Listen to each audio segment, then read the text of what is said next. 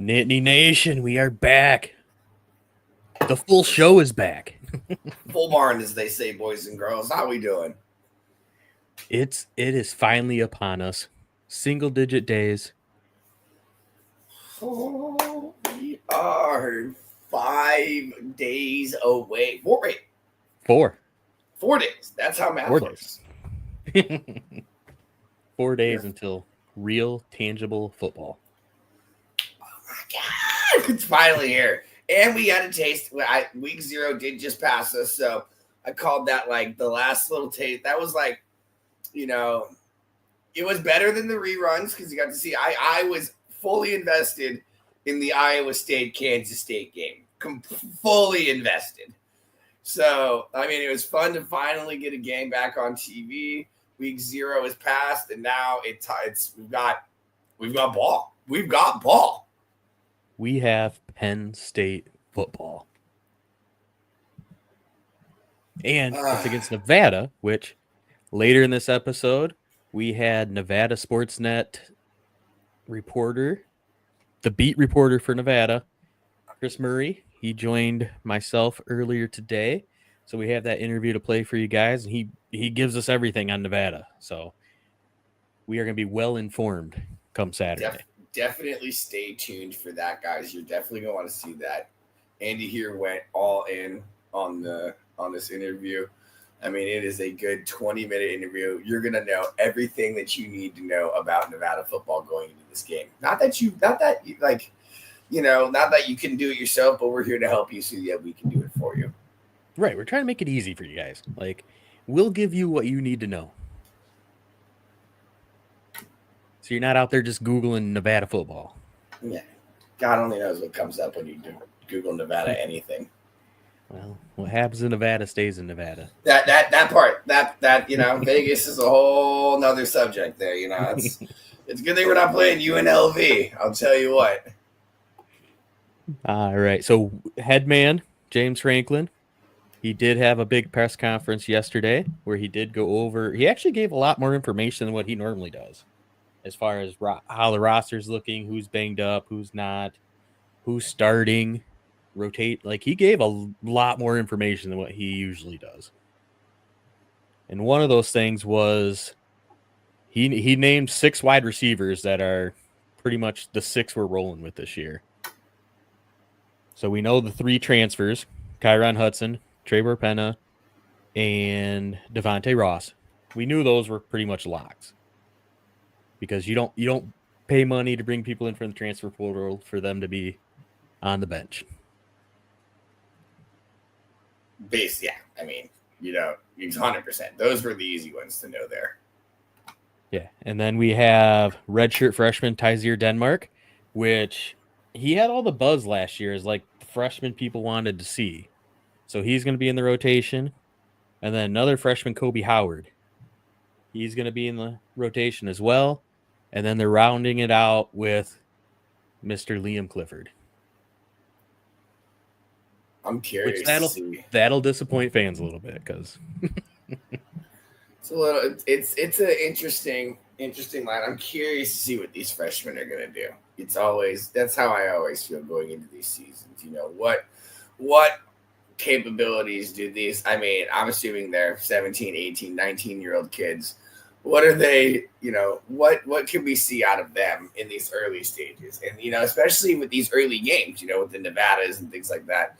They're going to probably get a little more playing time than they will later in the season. So hopefully we'll see some growth quickly come out of them. And that's always a big plus. Yeah, I want to see like 80 players play this Saturday. Like empty the roster. just empty the clip. Everybody gets on the field. Like let's see what everybody can do right off the get. Like, of course, the first stringers are going to have a lot to do with that. Got to jump out to a big lead for that to happen. Got to fire on all cylinders right off the bat, though. So this will be a very interesting game to start. I mean, every game is going to be interesting this year. I mean, everyone, all eyes are on Penn State this year. Literally, people are saying, I don't see how Penn State doesn't make it. So it's just going to be one game at a time. We're just going to have to make sure that we do it, as I always like to say, left foot, right foot. All right, you can't go anywhere if you trip over your own 2 feet. So I think you just got to take it one play at a time and see where we go. Yeah, Chris, the interview will play later. He actually votes on the AP poll, which is super cool, and he ranked Penn State number 2. So, like, guys, you make sure you stay there. tuned for this interview. This is going to be awesome. I haven't seen it yet either, so I'm actually super excited to see it too. So this is going to be great. I can't wait. Another thing that was brought up, speaking of wanting to see the freshmen play, James Franklin announced that 2 freshmen are greenlit, which means they have no game restrictions this year as of right now, and that was defensive end Chaz Coleman and freshman cornerback Darius Dixon.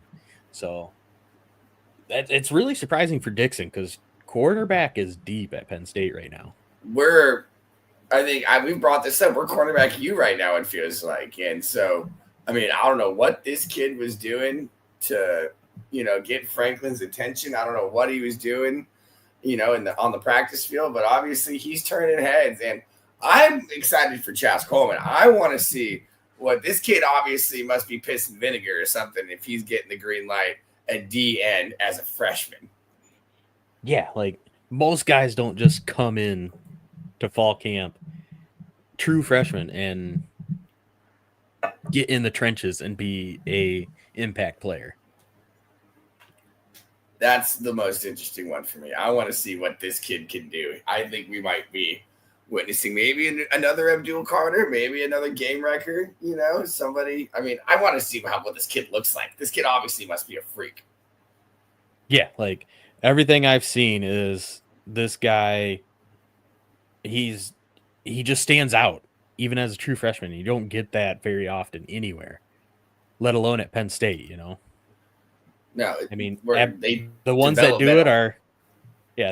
do it are your Abdul Carter, your Micah Parsons. We're kind of the last 2 to just show up and be ready to go from day one. And he's got that kind of name too. I mean, I'm just gonna, play on the other side. Micah Parsons, Abdul Carter, Chaz Coleman. I mean, those 3 names just kind of roll right into each other, if we're being completely honest here.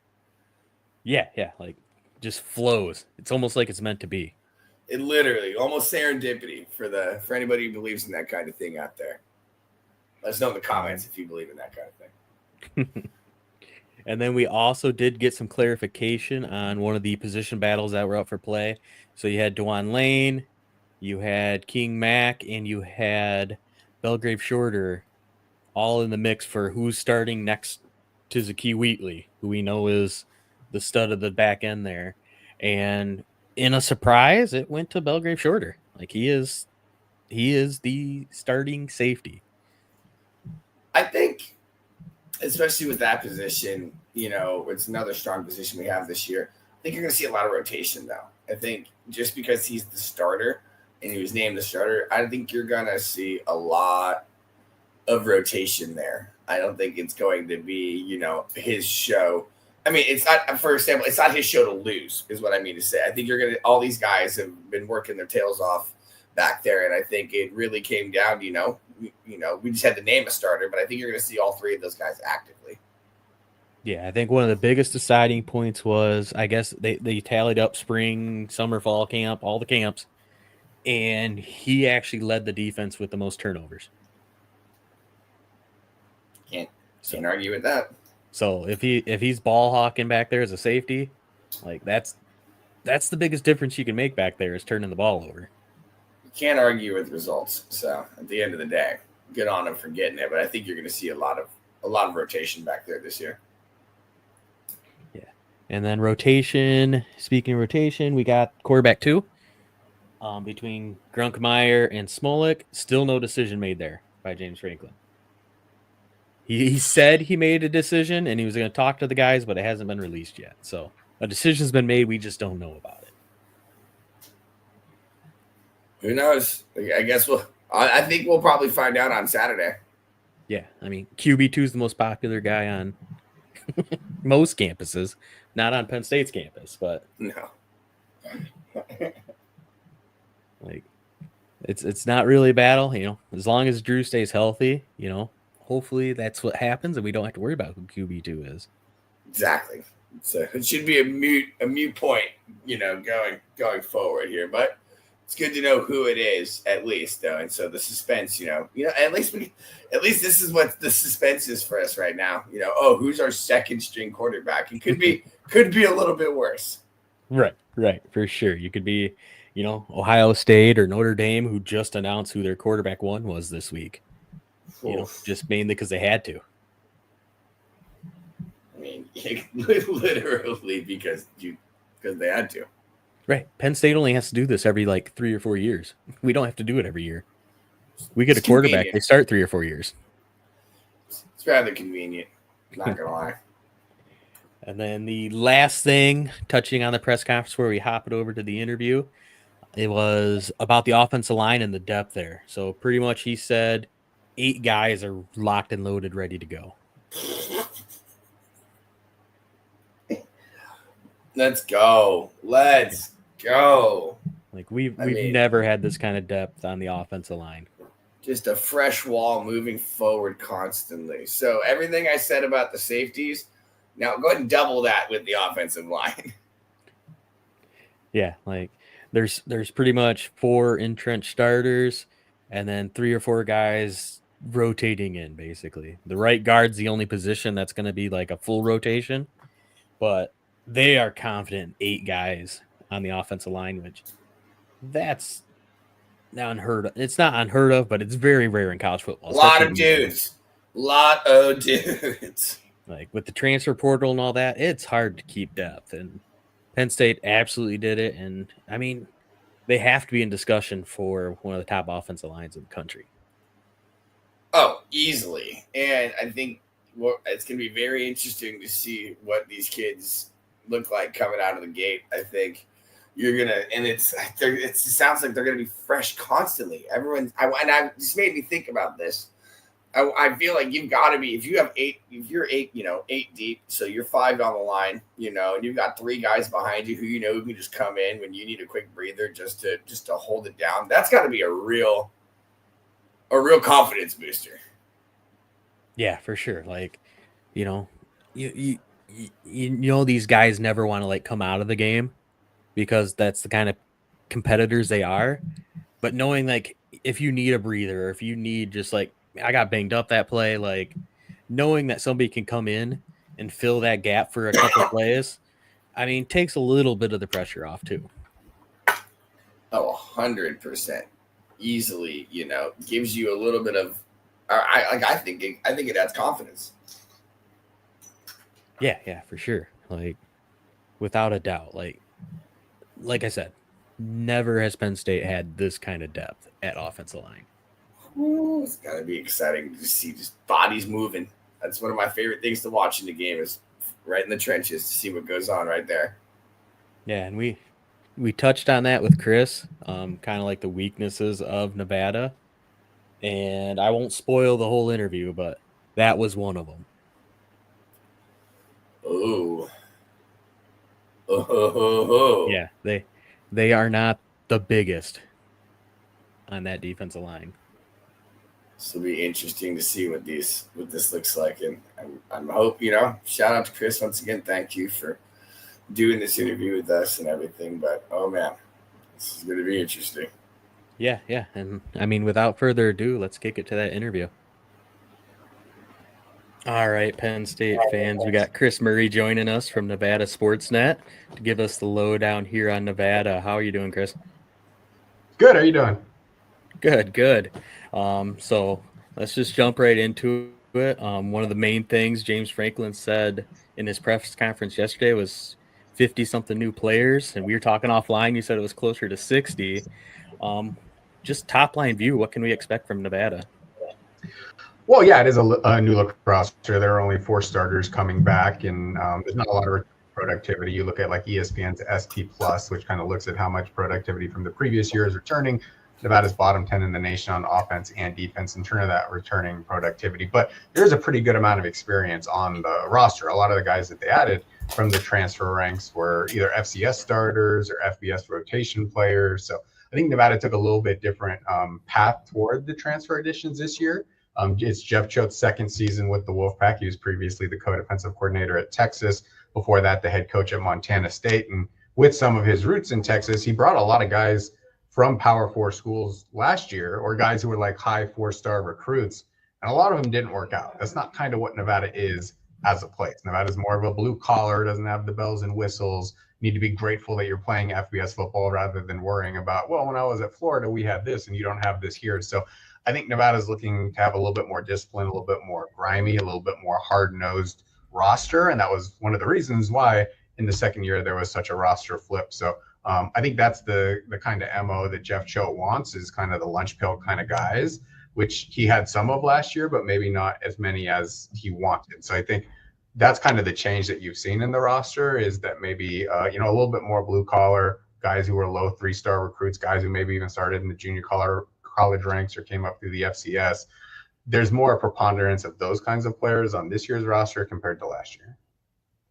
Nice. So it sounds like, trying to get the culture set up basically, which is going to be hard to do at, a group of 5 school with so many ins and outs every year. Yeah, definitely. And I think Nevada has, different challenges even from your average group of 5, group of 6 school. When you look at the budget, it's not the highest. When you look at Jeff Choate's salary, it's the second lowest in the Mountain West. When you look at the fact they don't have an indoor football practice facility, even though it snows during the winter and it's 100 degrees during the summer, there's wildfire smoke that pours over from California that interrupts practice on occasion as well. They actually did just break ground last week on that indoor facility, but this is something your general group of 5, group of 6 school had 10, 15 years ago. So a little late to the party in terms of getting all the amenities and facilities and infrastructure and budget that you want to be a successful group of 5 school. And that's one of the reasons we've seen this program back up. I mean, from 2005 to 2021, they made 14 bowls in a 17-year period. And over the last 3 years, they're just sitting there at 7-30 overall. 2 winless seasons in Mountain West play, picked to finish last in the Mountain West in the preseason poll. So it is definitely like a ground up kind of reclamation project that Jeff Choate is taking on. Last year, Nevada was much better on the field, but still ended up going 3-10 overall and 0-7 in league. So there's still a lot of steps that need to be taking place for this program just to get to the bowl level, let alone get to the championship level. Yeah. I can't imagine, trying to undertake a group of 5 job at this point and trying to build it up. Like you got the Boise State, who's in the Mountain West, who they don't seem to come back down to earth ever really. Speaking of, other things that James Franklin said, he also said like he doesn't really know what to expect from this offense or defense because of all the moving parts. Do you kind of have an idea of what Nevada's kind of like game plan, or not, maybe not game plan, but kind of where their strengths or weaknesses are? And then you throw in there's a new offensive coordinator. Now, David Gilbertson was Nevada's quarterbacks coach last year. He did have some OC responsibilities because last year's offensive coordinator, Matt Lubick, was still battling through the end of leukemia. So there were days he just couldn't be out at practice or couldn't be as involved. So, Coach Lubick went over to Kansas. He's on that staff now. So Coach David Gilbertson was promoted. It's his first time as a play caller. So it's not like you can go back and look, okay, what did he do at a previous job? So I think there is a degree of guessing game there. I mean, Jeff Choate's made no bones about it that he wants to be a run first team. He wants to run 60% of the time. He wants to use the quarterback's legs to be able to move the offense as well. I think this year you might see some more passes to the running backs, a little bit more quick game, especially in this game, because your offensive line's probably not going to hold up for 4 or 5 seconds against Penn State's pass rush. So get Chubba Purdy, who's the starting quarterback for Nevada. He's Brock's younger brother. 6th season in college, 2 at Florida State, 2 at Nebraska, 2 at Nevada. Never really been a full-time starter. He started 6 games in his career, 0-6 in those contests. He's a very good athletic player. So using his legs as much as possible. And then in the pass game, keeping things simple, keeping things quick reads, get the ball out, get the ball into the hands of the playmakers and see if they can make some plays, I think is going to be the focus for this offense throughout the entire season, but even more specifically in this game, because is Nevada going to be able to just line up and run for 5 yards per carry like it hopes to against Mountain West opponents against Penn State? Probably not. So, it's certainly going to be a challenge in this one specifically, but from a template standpoint, Nevada wants to be a team that's running the ball, 60% of the time, 200 rushing yards per game, and then, taking some deep shots based off of that. Yeah. I mean, that's very similar to kind of how Penn State runs their offense. We got the 2-headed monster. go get us 5-6 yards at a time, and then we'll try a deep shot here and there. One knock on, Penn State brought in Jim Knowles. The knock on his defense is it can give up the explosive play. Is there any particular players on Nevada that we could look to get some explosive plays against Penn State's defense? I mean, I think the skill position players that have most stood out during fall camp are both transfers. It's Herschel Turner Jr., so he's a kid from the California Bay Area, senior season of high school, more than 3,000 rushing yards, 42 touchdowns, also had like 80 tackles and 6 forced fumbles. It wasn't the highest level of football in the Bay Area, but he went to Utah State last year as a true freshman and now averaged more than 5 yards per carry, and he's going to be Nevada's lead running back. In terms of the wide receivers, Jordan Brown is probably the top guy in terms of stretching the field. He's a transfer from Texas Tech.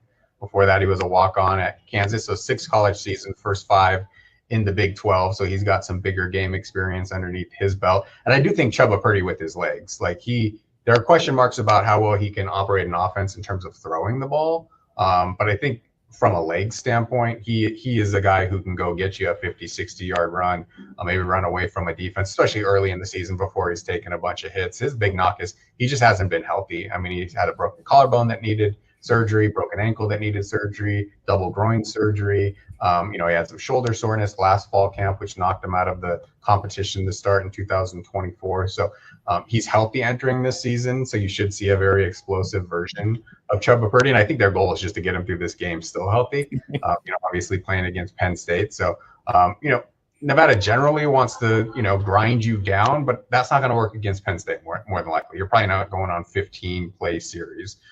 So I think the explosive play is going to have to be there if Nevada's going to keep this game competitive to halftime and maybe try and put some pressure on Penn State. Obviously, the betting line does not indicate this game's going to be close, 44.5 points in favor of Penn State. But, the Wolfpack would like to melt the time of possession and go on these long drives. I just don't know how realistic that is. So they're going to need some explosives if they're going to keep this thing interesting in the first half.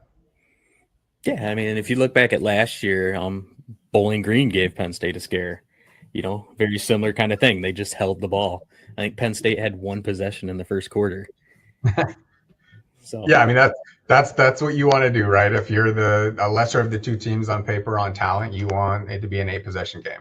You want to play like Nevada's in the same conference as Air Force. You want to play like a military academy to where your average drive is going for 6-7 minutes, and Penn State, if they make 1 or 2 turnovers out of their 8 possessions, well, then maybe it can be close. Now, can that happen? We'll see.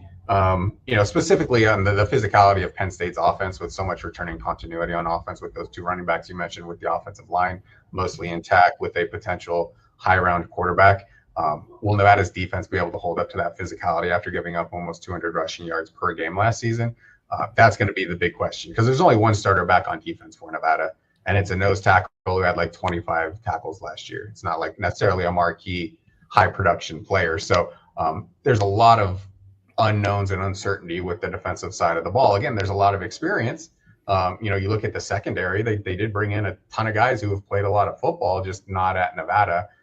You look at the linebacker core, they brought in a linebacker from Indiana, which was a college football playoff team last year in his 6th season of college. So, these guys have played ball, just they're not going to be completely gelled in the first game. And then you throw them into the blender of playing a number 2 team in the nation. And it seems like something's bound to go wrong, a couple of breakdowns here and there on both sides. And that's what Nevada needs to avoid. Nevada needs to make Penn State earn it.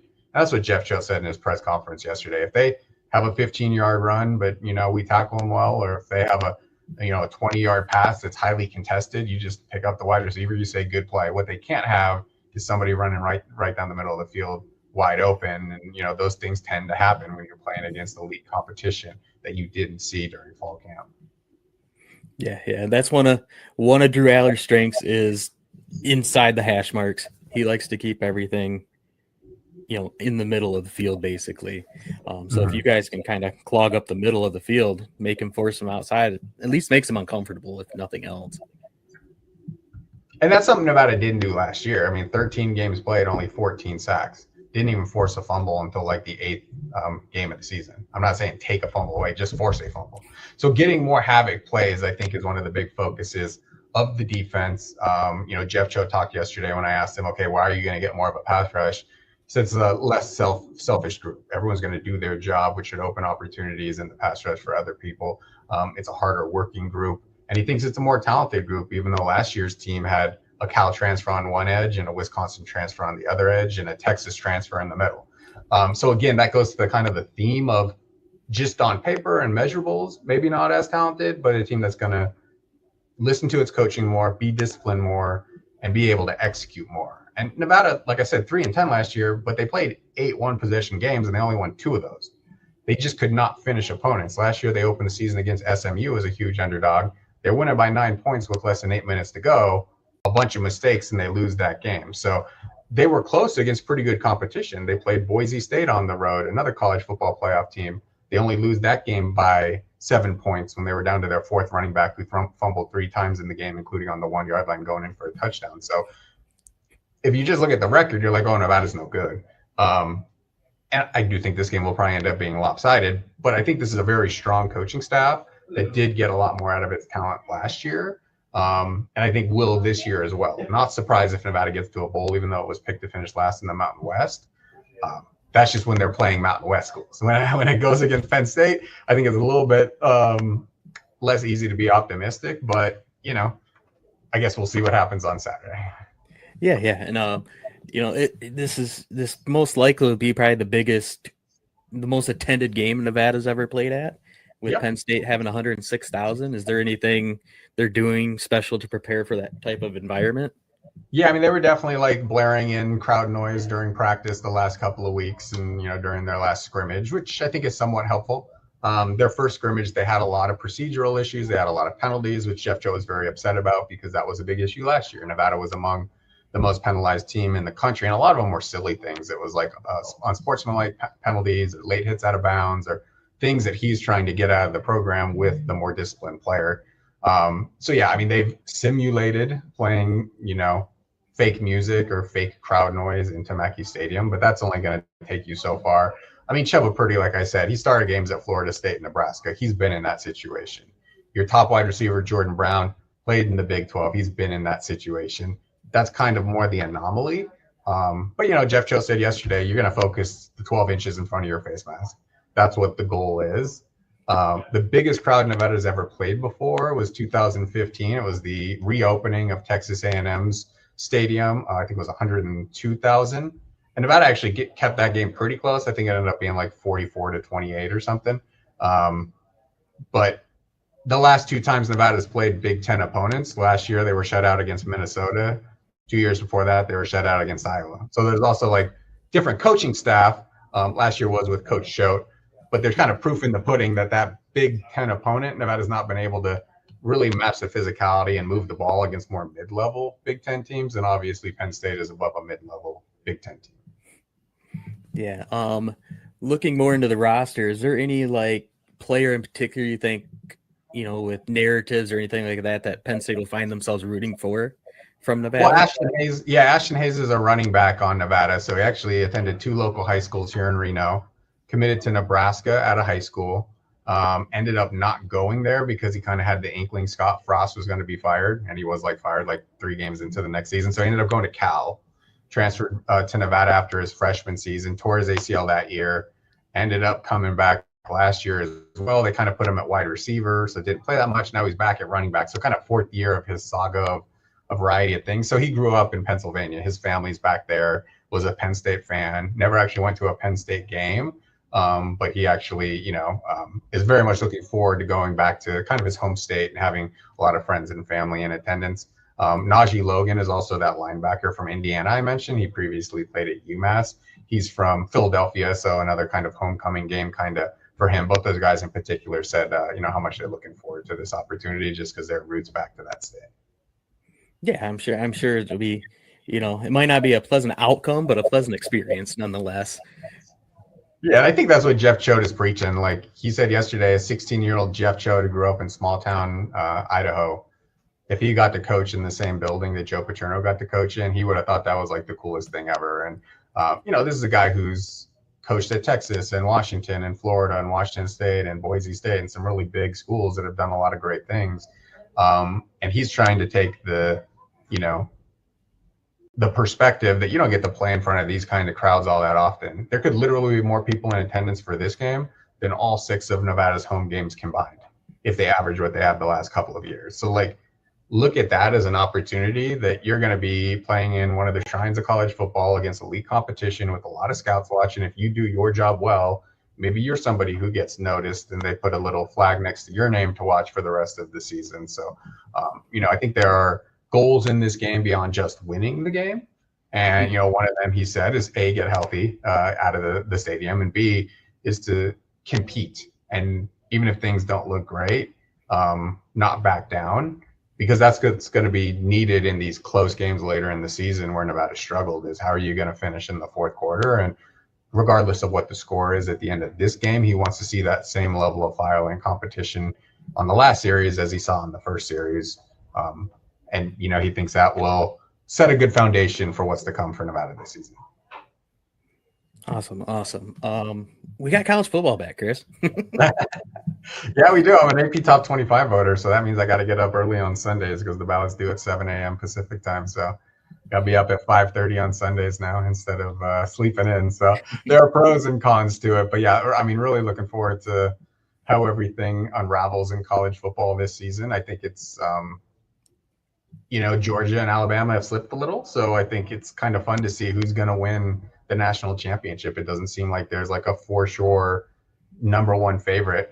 Texas is number one in the AP poll, just a little bit above Penn State. But I don't think either of those are being looked at as like, oh, this is by far the favorite to win the national title. So I think, you could throw Oregon in there, obviously Ohio State, defending champions. You can never discount Georgia or Alabama given their talent levels. So I think there's a handful of 8 to 10 teams that really have a shot this season. And then, from the Mountain West perspective, this is the last year of the quote unquote Mountain West, with 5 schools, including Boise State, going to the Pac-12 next season. So it's kind of like a last hurrah for the Mountain West to see if it can get back to the college football playoff as the top group of 5, group of 6 conference champion to make it into the CFP. So, a lot at stake here as well locally in the Mountain West is, they go through this for the last time as a conference that had been held together for the last 12 years before this latest chaos. Yeah, you guys got to go out with a bang like the Pac-12 did. Yeah, I mean, that whole thing is kind of, crappy too, because, if Pac-12 football would have stuck together last year, it would have been a very, very strong conference. And, it's money's dictating everything, and the TV revenue is more in the Big Ten and in the SEC right now. So that dictated the end of the Pac-12 as we knew it. And we'll see what the rebirth looks like. But I think for Nevada, it'll probably be good going into like a lesser Mountain West. I think across all of its sports, it hasn't had a ton of success, and football's struggled of late. So, be able to get into a conference, it's maybe that doesn't have Boise State essentially. Because even you go back to like the Colin Kaepernick years where, he was here from 2006 to 2010 with Chris Ault, who invented the pistol offense, college football Hall of Fame coach. Nevada had some really good teams under Colin Kaepernick, but only won one WAC title, which was a 3-way share with Boise State because Boise State was always there. I mean, it kind of does suck that Boise State rivalry might be dead for Nevada because they've played a lot of really great games. But, that side in the thorn that's always kind of denied you of winning conference championships is no longer in that conference. So maybe an easier path to titles, which could stoke up a little bit more fan interest, which in football has kind of waned for Nevada, and men's basketball been pretty strong over the last decade plus. We just need to get Ohio State to go to the Pac-12. Yeah, I mean, we'll see where everything ends up. I kind of feel like the ACC is probably on its last legs over the next 5 or 6 years. It'll be a Power 3, and they'll move into their own little conference or super league, and everybody else will kind of be in the middle. We can't predict it, but it is nice just to be able, like you said, college football is back. We can focus on the games and not the realignment and all that kind of stuff. All right, Chris, I think that'll do it for us. Thanks for giving us all the Nevada insight. Do you want to give us a score prediction on the way out? Yeah, I think I went 55-10. So that narrowly covers the line, I believe. This would be the largest upset in college football history if it were to happen in terms of FBS versus FBS opponent. Stanford beat USC in 2007 as a 40.5-point underdog. So I'm not expecting it based on my score prediction, but potentially history could be made if Nevada finds a way. Like I said, probably not going to find a way, especially because I think Penn State is 27-0 if a touchdown or a larger favorite over the last 3 years. Like, they take care of business against teams they're supposed to take care of business against, and certainly Nevada is a team they're expected to take care of business against. Yeah, that's the one thing about James Franklin. He's going to beat the teams he's supposed to. There you go. All right. Thanks, Chris, for joining us, and have a good season. Sounds good.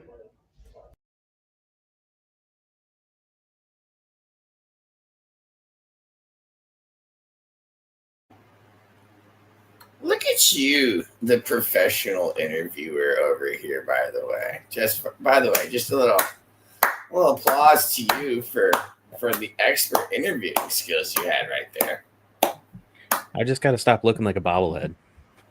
No, I liked it. It sounded like you looked like you're listening to a really catchy song the whole time. You know, you're just like.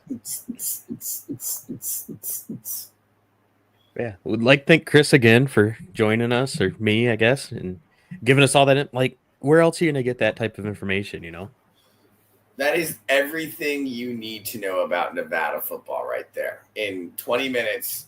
There you go. If there's anything that if you know more than that, I'd be very impressed. Right, you're not gonna out expert our expert. That part. All right, that'll do it for us on this episode. This was episode 19. We're almost to 20.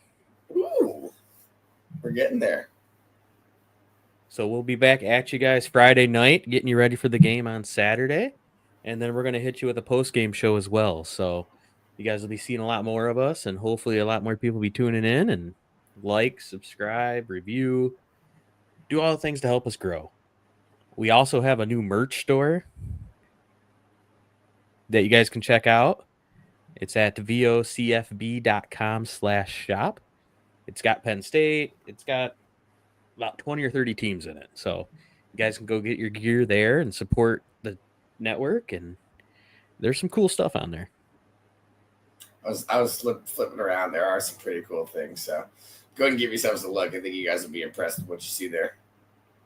Yeah, so we're going to play a outro video here. So we'll see you guys on Friday and get you ready for the game Saturday. Thank you, guys. Thank you.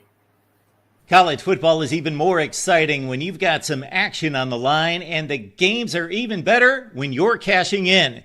And the Voice of College Football is the place to be to get the greatest value. Start with my picks. 75% against the money line, 58% against the spread, and I've got a 40-plus year track record.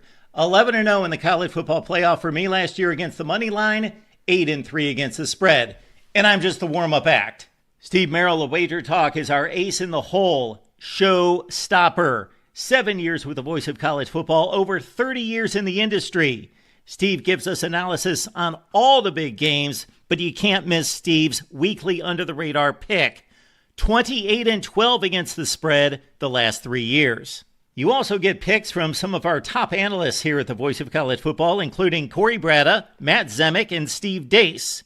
Check out those numbers. Become a YouTube or Patreon member for just $99 per month. Go to the main channel on YouTube, click join, and then select a betting tier. Do the same thing on Patreon. Make 2025 a winner now.